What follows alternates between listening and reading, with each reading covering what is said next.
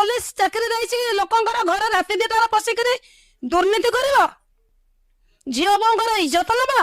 राति दिटार घर पशिक असभ्य व्यवहार कर मु आम घरे मो पुओ पौष राति शोइथिली किंतु ठीक से राति 2टा समय 5 जन पुलिस आम घरे जोर जबरदस्ती पशि आसी मते मो पुओ बो को बहुत असह्य भाषा पाटितुंड कले ता सहित मो पुओ बो को जोर जबरदस्ती दुष्कर्म करने को उद्यम करथिले सेमाने मद निशारे एते जोरे चूरथिले जे सेमाने किछि भी भाषा कहउथिले। हाँ आज्ञा एकथा आमे कहनु एकथा जने महिला कहउछंती आपण माने निजे सुनि नदु एई महिला जनक कोन कहउछंती कबाटा खोलदेला बेलू मैडम सब सिविल अच्छा पेटे पेटे मद पी